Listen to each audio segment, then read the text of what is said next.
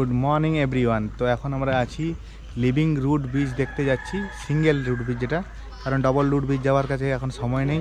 তো এটা আমাদের পার্কিং যেখানে গাড়ি লেগেছে, জায়গাটা খুবই ক্লিন।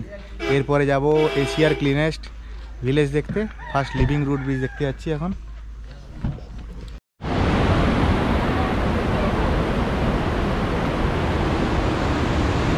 রুট ব্রিজে যাওয়ার এই রাস্তাটি খুবই খারাপ,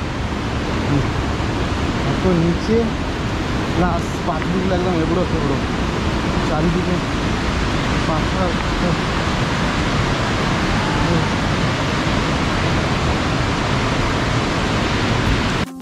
এই রুট ব্রিজ দেখতে হলে আপনাকে 40 টাকা করে পার পার্সন টিকিট কাটতে হবে, আর ক্যামেরার জন্য এক্সট্রা 20 টাকা করে লাগবে।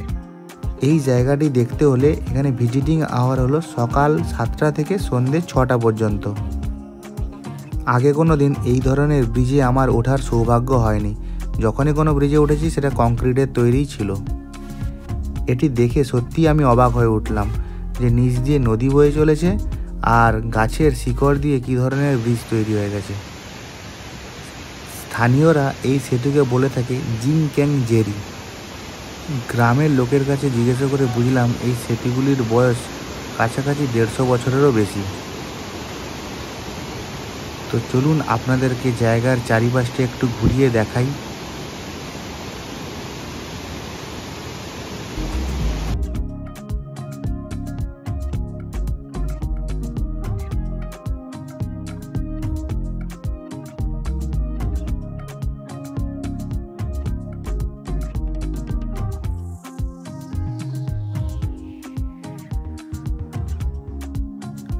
আপনাদের এই জায়গাটি দেখে কেমন লাগলো অবশ্যই কমেন্ট করে জানাবেন।